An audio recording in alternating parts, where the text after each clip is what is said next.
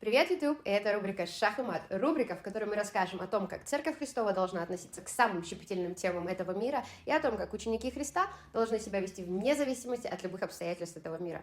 Ну что ж, погнали!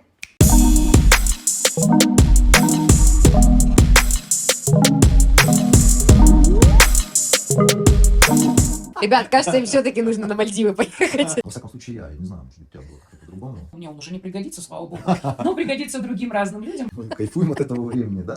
Так правильно говорю? Она такая, блин, можно я уже домой пойду, пожалуйста? Это неправда. На Мальдивы поедешь? Что выходить замуж за урода? Я без нее даже в ресторан не хожу. Простите, это не очень романтично. Моя история более интересна. Я даже ни на что не претендую. Хорошо, как скажешь. Друзья, вы просили, получайте. Сегодня Денис и Алина вместе. Сегодня в нашей студии Денис и Алина Швидко.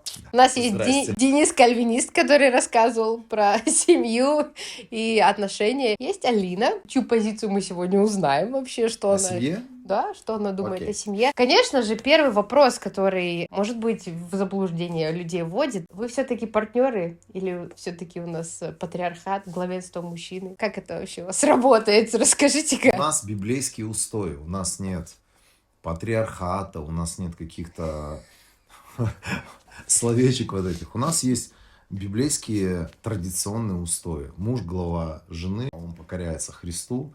Как только муж покоряется Христу, тогда у него есть возможность становиться главой жены. Жена, она молодец.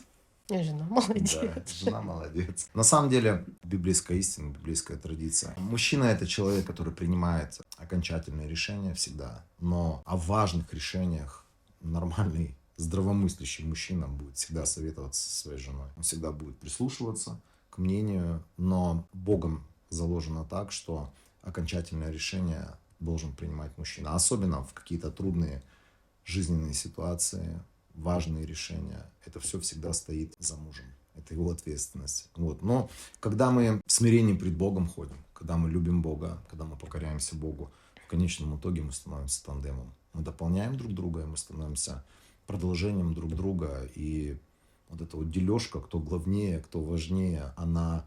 может быть, на первых порах она существует, а потом она все равно рано или поздно отпадает, если мы оба смиряемся перед Богом. Если мы оба занимаем свою правильную позицию в семье, в служении, рано или поздно все равно приходим к такому хорошему пониманию, как партнерство. Что ты будешь добавлять? Я бы хотела сказать по этому поводу одну очень важную вещь. Я много думаю об этом в последнее время тоже, и смысл заключается в том, что несмотря на то, что, правда, я понимаю травмы людей, я понимаю переживания людей, я понимаю, что в этом мире бывает очень много злоупотреблений со стороны вертикалей власти, которые существуют, и они первоначально были установлены Богом и, вне всяких сомнений, действенны и сейчас, и должны быть действенны. Несмотря на то, что я понимаю боли людей и часто их разочарования именно в фигурах власти, моя жизнь, она убедила меня и мой личный опыт в том, что Писание, оно непреложно во всех смыслах этого слова. И я должна отдать должное своему мужу, потому что ввиду того, что я рассказывала как-то о том, что в реальности я выросла в семье, в которой отец меня бросил, и это в целом очень интересная история, когда-нибудь об этом рассказать, потому что во всей моей семье на протяжении многих поколений фигура отца была, мягко говоря, неприглядной. И когда я выходила замуж, я не была до конца уверена в истинности Писания. Мне всегда казалось, что если ты позволишь какому-то мужчине, в том числе и мужу, доминировать над собой, то, вероятно, это будет иметь какие-то очень негативные последствия в твоей жизни. Но правда, за 30 лет мы будем праздновать сколько? 30 лет совместной жизни. В августе 2024 года я во многом обязана своему мужу и его примеру, и тому, кем он был для меня все эти годы, в том, чтобы с его помощью Бог мог убедить мое сердце в том, что Бог все-таки лучше знал, когда он все устраивал, как оно должно быть и как оно будет по-настоящему функционально. Поэтому, да,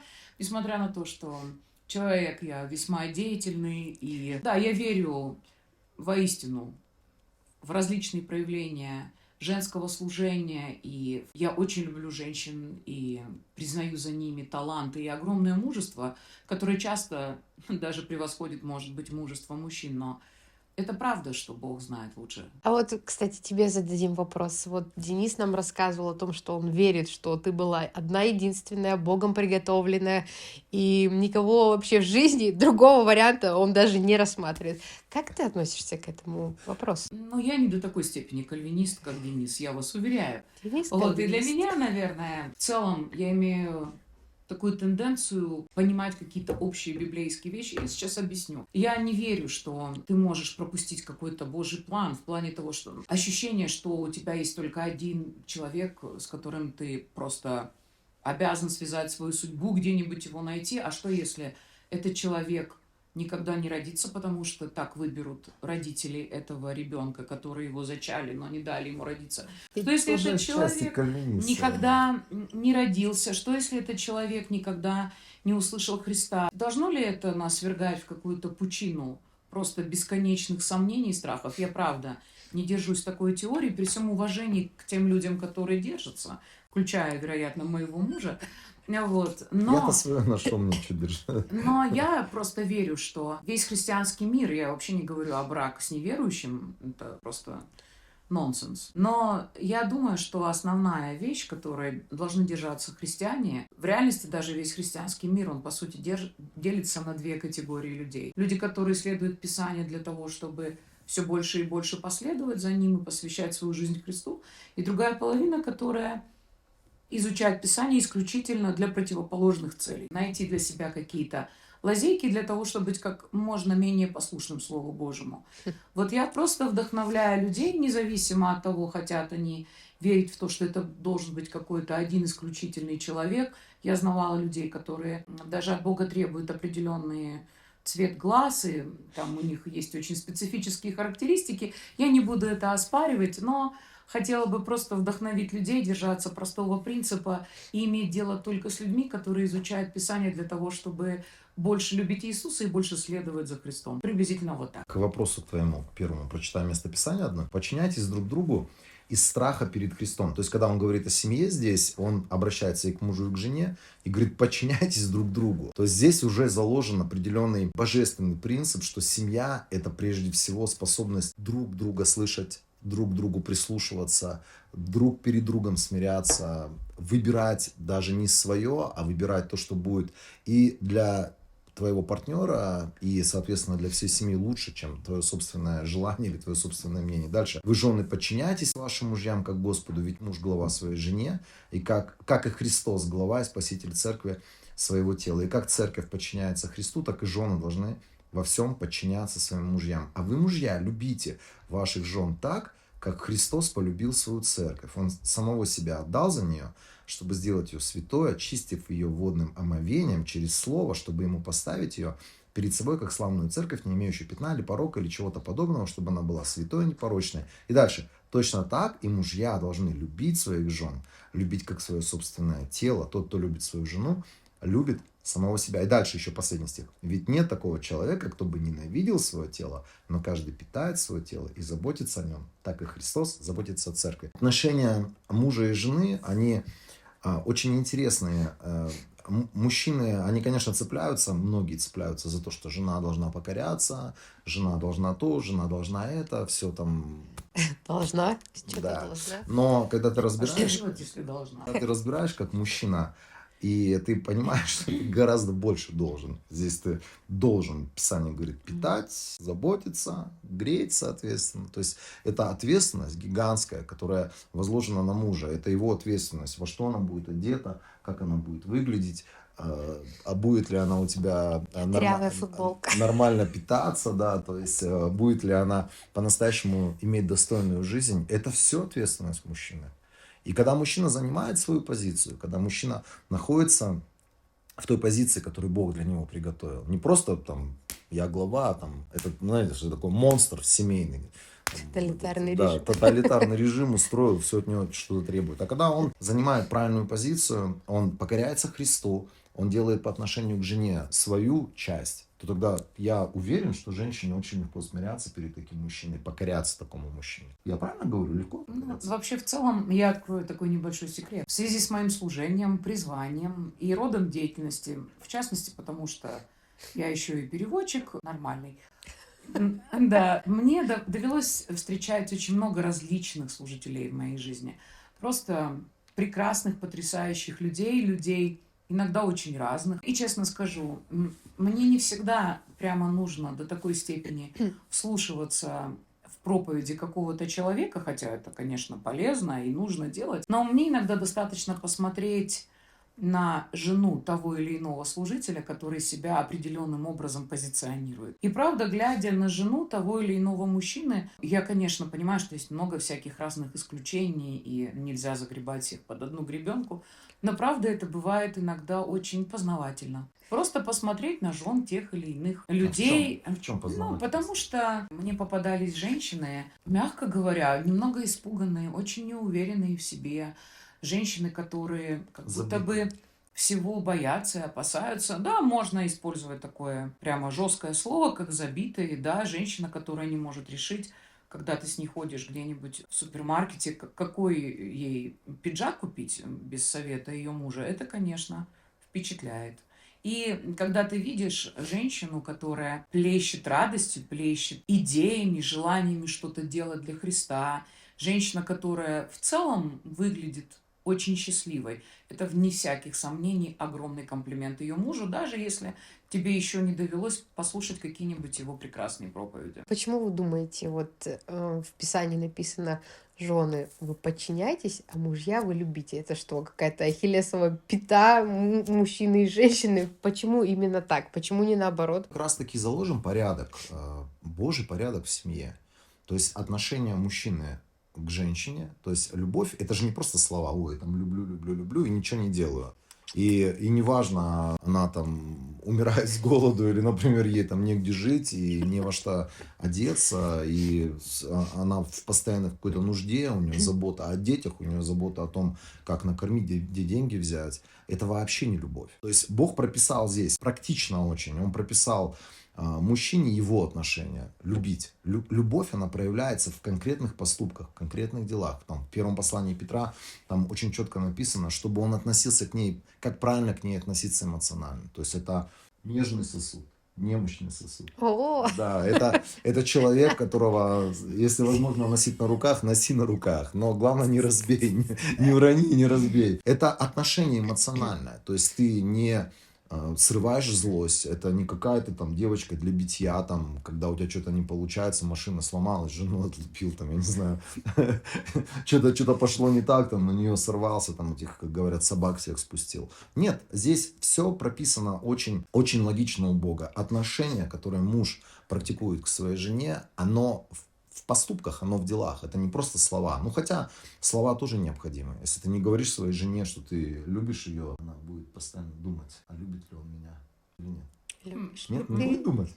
Не будет меня? думать. Слова Больше, чем ты. дела больше говорят, да, чем слова. А покорность — это все-таки, ну, наверное, большой вызов и испытание жить с женщиной, которая вообще постоянно поперек тебе что-то делает. Она тебе поперек говорит, она постоянно с тобой бодается, она с тобой не согласна, она постоянно не желает внутренне смириться с тем божественным авторитетом, который ты имеешь как мужчина. Но этот божественный авторитет, с другой стороны, многим мужчинам заслужить надо. Опять-таки, когда они встают на свою позицию, они начинают любить, они начинают показывать или являть дела. И вот чем больше этих дел, тем больше этого авторитета, это заслуженные вещи. Потом я уверен, что перед такими мужьями женщинам очень легко смиряться. И еще интересное местописание есть в послании Тимофею тоже, когда об отношениях идет речь. Там написано, что важно еще помнить, что не мужчина первый согрешил, а женщина. Поэтому женщина должна покоряться мужчине. Вот здесь тоже очень интересный момент заложен. Это момент того, насколько мы разные. Женщины, они все равно более эмоциональные, они нуждаются в балансе, они нуждаются в определенном балансе, в твердости, которая есть у мужчины, она заложена Богом в мужчину, что мужчина способен принимать здравые решения, он в каких-то стрессовых ситуациях способен стоять, способен оставаться непоколебимым. Женщина все равно это такой человек, который больше ведом эмоциями. Поэтому должен быть вот этот вот человек, который является все-таки стержнем в семье. Это мужчина. Так устроено в большинстве семей, что мужчины, они более такие взвешенные, у них все-таки здравый смысл преобладает над эмоциями. чаще всего. Наша разница, она должна друг друга дополнять. Честно сказать, этот болезненный стих Писания, который очень часто женщины воспринимают болезненно, где как будто бы звучит некий упрек женщинам, что, в конце концов, женщина первая согрешила. В реальности я воспринимаю это не даже как какой-то комплимент. Наверное, немного стервозные женщины восприняли бы это как некий комплимент, потому что здесь Бог предупреждает в сущности о силе влияния женщины на мужчину. За годы я тоже разные вещи увидела. Нам доводилось консультировать довольно много разных людей, которые обращаются даже из разных стран, даже не люди, может быть, из нашего собрания. То есть мне попадались люди из разных культур, мне попадались люди из разного какого-то религиозного своего прошлого. И я могу сказать так, что само по себе говорить о женщине как более слабом сосуде, это уж никак не подразумевает силу воздействия женщины на мужчину. И правда, женщина, которая хитра, которая не вполне предана Богу, которая не способна уважать своего мужа, но которая начинает презирать своего мужа, которая начинает проявлять бесконечное недовольство, женщина, неблагодарная Богу за того мужа, который у нее есть. Такая женщина может произвести немалый урон. Она способна разрушить мужчину в полной мере. И, к сожалению, у меня перед глазами есть достаточно много подобного рода примеров. Потому что, как ни крути, люди, которые переживают развод, которые переживают какие-то ломающие отношения, это люди, которым часто нужна очень затяжная реабилитация и восстановление от Бога. Поэтому то, о чем мы говорим, это на самом деле не какое-то перетягивание канатов, но во всем в этом мне видится определенный божественный призыв серьезно относиться к браку, серьезно относиться к своему мужу и не презирать его и не надмеваться над ним. Особенно это свойственно женщинам циничным, определенным, выросшим в каких-то болях и в презрении к мужчинам. И вынуждена признать, что отчасти я была во многом такой женщиной сама. Женщины должны приложить все необходимые усилия для того, чтобы научиться уважать мужчину, которого ты выбрал, и научиться прислушиваться к его мнению, и научиться быть благодарным за человека от всего своего сердца для того, чтобы любые отношения могли устоять, и для того, чтобы в таком браке смогли вырасти довольно здоровые дети. И тут опять все возвращается в то, когда ты только начинаешь отношения с человеком. Важно сделать правильный выбор и, скажем так, на уровне только отношений, когда ты завязываешь с кем-то отношения, там вы еще даже не жених и невеста. На этом уровне важно выбрать правильного человека. Мы уже говорили про правильные критерии, мы говорили про вещи, которые должны совпадать в жизнях людей. И это должен быть по-настоящему, ты должен быть убежден по-настоящему, что это человек от Бога, а не человек из преисподней в твоей жизни. Многие отношения, которые только в зародыше, я бы, честно говоря, убивал бы эти отношения на этом уровне зародыша, потому что потом рождаются семьи, и эти семьи рождаются уже с вложенным вот этим проблемным ДНК, который потом развивается в большую проблему. Конечный итог всегда этих отношений — это либо развод, либо бесконечное страдание, причем обоих супругов. Ну, когда вы решили пожениться, что дало вам уверенности или четкого понимания, что это вот брак от Господа? Давай с тебя начнем. Ну, не знаю, я бы, наверное, свела часть нашей истории скорее к тому, как делать не надо. Простите, это не очень романтично. К чему я это говорю? Я это говорю к тому, что, к сожалению, на тот момент мы были сами чрезвычайно молоды во Христе, надо признаться. И в силу того, что я не знаю, почему мы это выбрали, мы, в принципе, не за советом никому в тот момент не обращались.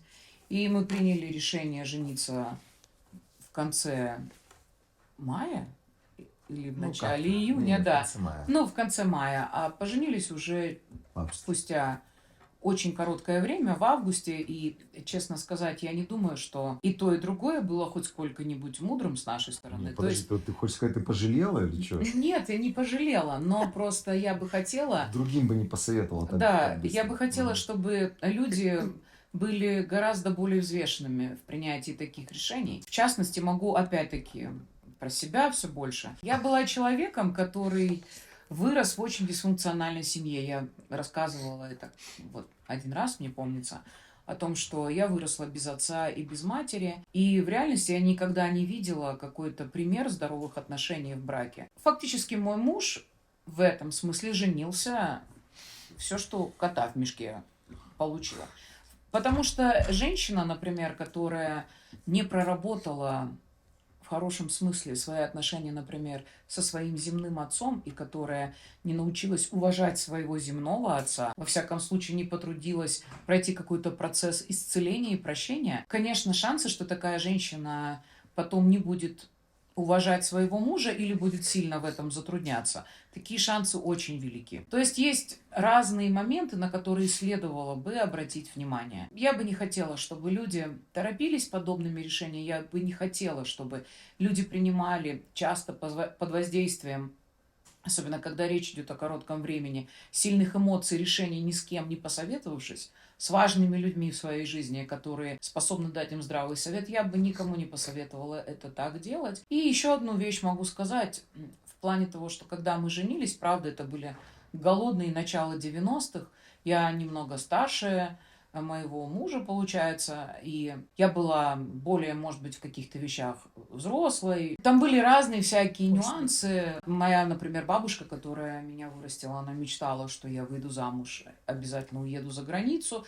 Такова была моя мечта тоже. Когда я встретила моего мужа, по большому счету, это несколько не вписывалось в те мечты и в те ожидания, которые у меня были. Правда, я очень ценю Бога за то, что Он мне это сказал. И мне кажется, это очень здравый ответ, что побудило меня выйти замуж именно за моего мужа. Это то, что я, во-первых, увидела, что это человек, несмотря на то, что он был молод во Христе, это человек, который себя совершенно отчетливым образом Христу посвятил, и это не на уровне эмоций, а на уровне каких-то уже взвешенных решений, что в Библии называется достойным плодом покаяния. То есть люди, которые стремятся привести свою жизнь в порядок, они стремятся ходить во свете, они стремятся служить Господу, они стремятся служить другим людям. Это все чрезвычайно важные вещи. И да, и Бог, я увидела это своими глазами, Бог мне сказал, да, это человек, которого я для тебя приготовил. Я была удивлена, это было для меня немного неожиданно, а потом у меня были всякого рода искушения, потому что у меня была возможность там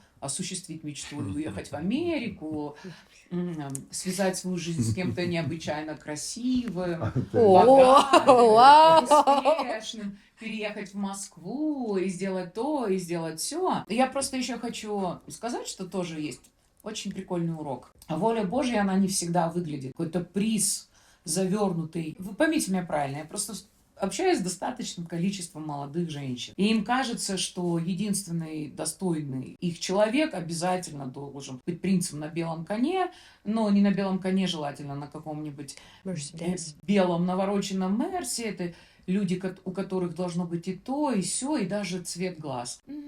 Зеленый. Это неправда. И воля Божья часто выглядит гораздо более чем-то скромным, чем мы себе можем воображать. И очень часто на пути у воли Божьей в нашей жизни могут нас поджидать всякого рода искушения. И я уверена, что только люди, которые по-настоящему преданы Христу, они смогут преодолеть эти искушения. Я совершенно причем согласен с тем, что в данное время, вот мы как служители Божии, мы бы, например, подобную пару, как наша, мы бы остановили. В каком плане? Мы бы сказали, ребят, ну давайте годик, да? Годик Да, там, а лучше, годик. лучше, если больше было бы. Но церковь была молодая, служители, которые нас окружали, они сами многих вещей просто не понимали.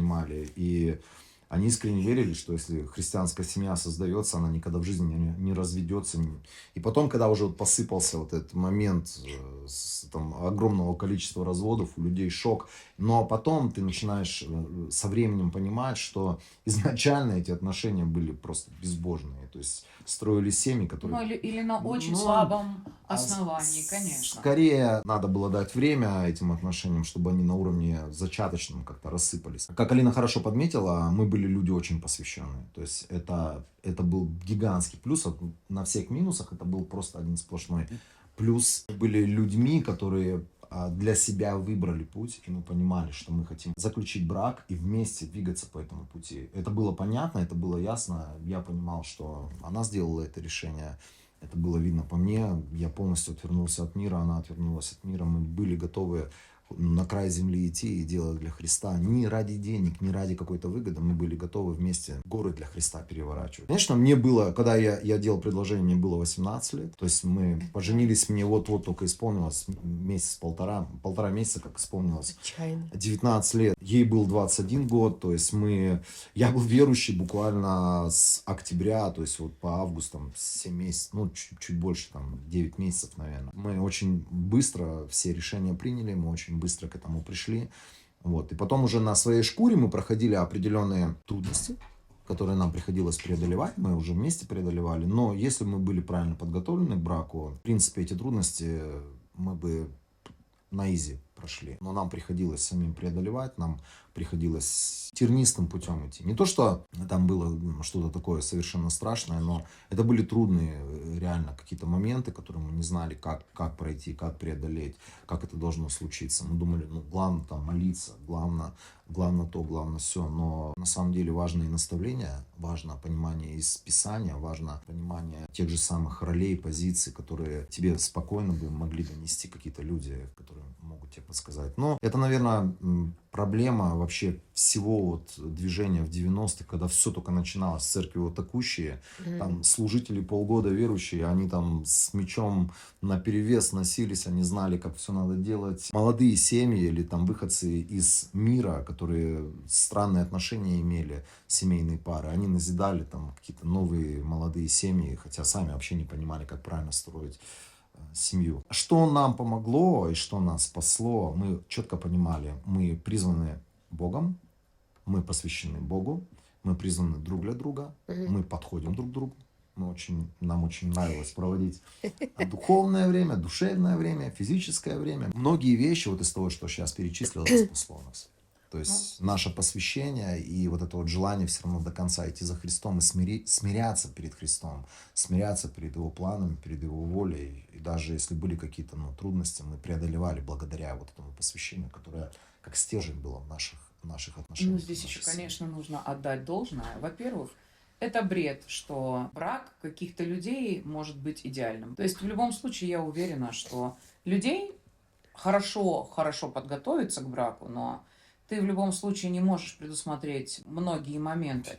Я, например, очень благодарна людям, и это, кстати, тоже одна из тех вещей, которые во многом способствовали исцелению и наших отношений, преодолению каких-то кризисных моментов, когда мы договорились с Денисом, и я, в принципе, это посоветую сделать любому человеку и до вступления в брак, и во время, когда люди уже находятся в браке, обязательно договориться и подчинить свою жизнь каким-то независимым людям, которые не будут вставать на чью-то сторону, люди, которые слишком любят Иисуса для того, чтобы быть чересчур мягкими или предвзятыми, или не говорить правды так, как они ее видят. И на случай, если у какой-то семьи возникают серьезные проблемы, очень хорошо, когда уже существует договоренность, которая была достигнута заранее. Семья обращается с какими-то болевыми вопросами, особенно когда речь идет о людях, которые, может быть, уже повторно вступают в брак, или они выросли в каких-то очень дисфункциональных семьях, когда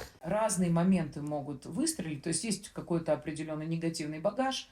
Да, однозначно, это, наверное, один из лучших советов, которые я могу дать. Что вы посоветуете людям молодым для того, чтобы безболезненно какие-то трудности преодолевать? Так или иначе, конечно, любая семья, она будет проходить трудности. Без этого вообще семья, она не сможет состояться. Семья, она проходит вместе какие-то испытания, какие-то трудности. А плюс мы всегда говорим о том, что два характера встретились. Это как два титана встретились, и они между собой начинают превращаться в эту одну плоть. Одна плоть же, она автоматом не происходит. То есть, когда мы говорим о единстве, когда мы говорим о том, что из двух разных людей вот создается что-то подобное одной плоти, это большой процесс. Это процесс вообще переплавки всего, это процесс уступок, это процесс способности слышать друг друга, способности договариваться. Причем это процесс, связанный со временем. И это процесс, связанный с нашим личным перерождением, которое мы испытываем, продолжая дальше следовать за Христом и встречаться со Христом. Когда мы переживаем снова и снова Бога, мы встречаемся с Ним, мы понимаем свой характер, мы понимаем какие-то свои вот эти вот вещи, которые не позволяют построить семью. Ты понимаешь, что это проблема в тебе, это война внутри тебя, которую ты должен пройти, победить, и это будет влиять на твои отношения, также с ее стороны. То есть это большой, на самом деле большущий процесс. Но что можно посоветовать? Всегда важно молодым людям думать, подходит ли тебе этот человек по 3 параметрам. Снова я возвращаюсь к этому. У вас должна быть духовная общность. Вы должны быть людьми, которые видят одинаково свое какое-то будущее во Христе Иисусе. Мы изначально, когда я ее увидел, она уже была миссионером. Я понимал, что я хочу завоевывать там города, села, страны для Иисуса Христа. Я готов на все. Там, я не хочу жить ни ради денег, ни ради чего другого. То есть мы сразу стали понимать, что у нас есть такая общность духовная. Когда мы общались на какие-то духовные темы, нам было интересно друг с другом, потому что ты понимаешь, что этот человек, он также мыслит, он также видит, и тебе с этим человеком интересно, тебе с ним по пути. У вас уровень интеллекта, да, то есть вам есть о чем поговорить, вам интересно друг с другом проводить. Это что-то такое подобное. Я всегда говорю, когда человек, например, у него там образование 3 класса, образно говоря, и он там заглядывается на людей, у которых, да, там какое-то 2-3 академических образования. Это люди просто из разных параллелей, из разных вселенных. Они никогда не смогут просто даже на одном языке говорить. Это люди, которые будут друг друга не понимать. У одного тема такая, он вырос на играх, у него лексикон из этих игр взят. Человек другой, он слушает его, он не понимает вообще, о чем он говорит. Вот это вот вещи, когда ты на душевном уровне, у тебя нет точек соприкосновения, это уже страшно, и ты понимаешь, рано или поздно этот раскол просто превратится в настоящую пропасть. Поэтому здесь должна быть какая-то общность. И, конечно же, физические, то есть тебе этот человек нравится, ты просто рад от того, что это твоя жена, да, это твой любимый человек, это красавица, самая просто несусветная, там, неземной красоты человек. Для тебя это самый красивый, для тебя это самый прекрасный человек на этой земле. Да, есть какие-то огромное количество прекрасных людей вокруг, но это вот твоя красота, которую ты любишь, она тебе очень сильно нравится. И вот эти три вещи, духовная, душевная, физическая, они должны иметь какие-то совпадения, какую-то общность, и все начинается с духовного. Если этого нет, если вот этой божественной базы нет, мой совет, наверное, очень сложно. Удивит многих разных людей. Разные люди, когда они слышат подобный совет, они говорят, ты такая хитренькая, ты уже 30 лет замужем, тебе легко раздавать подобные советы. Но, честно скажу, это, наверное, в очень сильной мере относится к женщинам. Мой совет такой, не надо переоценивать значение брака. Брак с прекрасным человеком – это вещь В смысле переоценивать? фантастически благословенная. Но я бы предостерегла особенно женщин думать, что если они не встретят правильного человека, какого-то, и не смогут создать брак, то каким-то образом они не смогут достичь полноты радости, счастья и удовлетворения в своей жизни. На 100% с этим согласен. На самом деле, я думаю, что одна из ужасных ловушек, и это выглядит как, вроде бы такое вот желание именно страстное, построить с кем-то брак, но часто, когда один из партнеров или они оба просто хотят тем самым восполнить свои внутренние нужды, восполнить свои потребности, как-то таким образом поднять свое собственное достоинство, это правда очень неправильный путь. И он никогда не приведет людей к желаемому результату. В этом весь парадокс.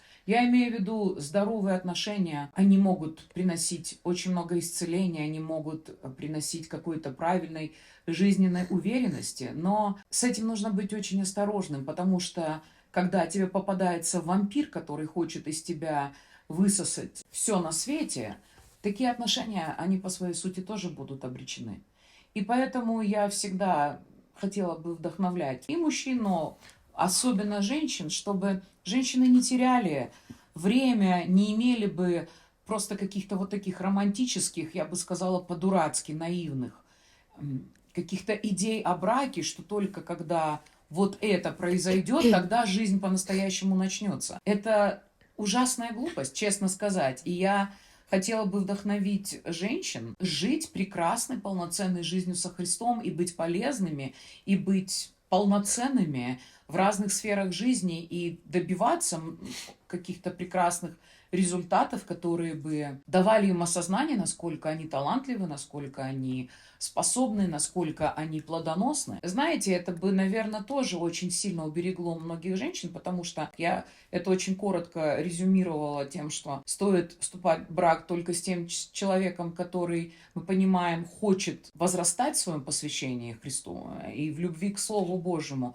А если такой человек не попадается, то люди, потому что им кажется, что с браком в их жизнь ворвется счастье, они начинают занижать вот эти Божьи стандарты, они начинают соглашаться на что-то такое, что превратится им в петлю. Что-то такое, что потом привнесет долгосрочные и часто необратимые последствия в их жизнь. Поэтому вот такой интересный совет. Постарайтесь сначала сделаться счастливыми сами, Да. прежде чем вы Захотите? захотите вступить в брак. В реальности в брак готов вступить именно только тот человек, который уже без него чувствует себя достаточно счастливым и радостным и довольным своей жизнью. И тогда такой человек будет вступать в брак не для того, чтобы брать, а для того, чтобы отдавать. Если перефразировать, на самом деле брак, он не решает вообще никаких проблем. Вообще Многие никаких. люди думают, что сейчас у меня решатся Финансовые. сексуальные, там какие-то, которые в голове существуют. Решатся проблемы отверженности, решатся проблемы одного, другого, третьего, 15-го. На самом деле, просто когда ты вступаешь в брак, ты новую проблему притаскиваешь в свою жизнь. Если подытожить, на самом деле резюмировать, человек, который вступает в брак, он должен понимать, что браком проблемы не решаются, которые внутри существуют. Эти проблемы надо научиться решать со Христом, а потом новые проблемы, которые уже будут совместные, семейные, ты уже научился здесь решать свои проблемы, тогда ты будешь способен решать уже какие-то семейные проблемы. Когда человек здесь, он не способен решать свои собственные проблемы, он не знает, как выжить, он не знает, там, где ему жить, как ему снять квартиру, там, как самого себя, в конце концов, обеспечить. И он такой крутой мужик, пытается вступить в брак, и потом ему надо, оказывается, еще думать об этом человеке, заботиться еще об этом человеке, еще заботиться о том, чтобы этот человек где-то хорошо жил и хорошо ел, и т.д. и т.п. То есть это уже новая беда в жизни у людей получается. Решай проблемы и со приходит Христом, обратно. которые у тебя существуют, а потом вместе со Христом, уже вместе с женой будешь решать какие-то совместные проблемы семьи. Ну да, вне всяких сомнений. Нас упрекают, бывает, за то, что мы не особо стремимся иногда благословить какие-то отношения. Приходят к тебе гипотетически два христианина и говорят: благословите. За годы служения ты начинаешь понимать, невозможно смотреть на что-то с каким-то странным кривым основанием и потом говорить: ну, ничего страшного, вы сможете построить на этом дворец. Что-нибудь Так когда-нибудь себе. выровняется. Да, что-нибудь когда-нибудь Колдуйте. выровняется. И бывали такие ситуации, когда мы благословляли людей, о которых у нас бывали сомнения, в церквях, в которых мы служили. И ты потом понимаешь, что это всегда заканчивается как-то не очень. И, конечно, я тоже не хочу показаться там старой черепахой, но парадоксально то, что, например, люди молодые нашего поколения и люди молодые отличаются, мне кажется, сейчас в определенном смысле, потому что, к моему ужасу, я узнала, что средний возраст геймеров, людей, которые проводят там порядка 50 часов за играми, например, в Соединенных Штатах, к сожалению, у нас нет местной статистики, это 35 лет. И это удивительно, это говорит нам о том, что сейчас мы имеем поколение людей, которым кажется, что они в 35 лет все еще могут позволить себе некую подростковую жизнь. Это очень удивительно. Хорошо, когда ты подросток, какой-то у тебя твой подростковый хайп, вайб, называйте это как хотите, люди, они там находятся на пути становления, они там могут себе позволить какие-то подобные вещи. Сейчас мы пришли к тому, что средний возраст людей, которые ведут исключительно подростковый образ жизни, Которые это- так и остались подростками. да, которые думают, что они могут позволить себе это, вплоть там до 35 лет. И это, правда, немного пугающая и отрезвляющая статистика. Хочется особенно вдохновить наших прекрасных сестер не увлекаться инфантильными мужчинами, которых им будет потом в жизни трудно уважать. Потому что это тоже интересный факт. Стоит с самого начала нацелиться на то, чтобы построить отношения с мужчиной, которого ты в самом деле в конечном счете сможешь уважать. Мужчина твоей мечты, другими словами. Ну, это звучит как-то по-дурацки, как будто лозунг из голливудского фильма. Да? Да. Ну, ты читаешь Писание, у тебя есть какой-то образ перед глазами правильного мужчины, и ты к этому стремишься. Аминь. Друзья, если вам понравился такой семейный формат, ставьте плюсик. Если вы хотите продолжение, оставляйте в комментариях На ваши самом деле, вопросы. говорить можно, согласись, бесконечно. Да, ставьте лайки. Романтическую историю свою не рассказал. Подписывайтесь.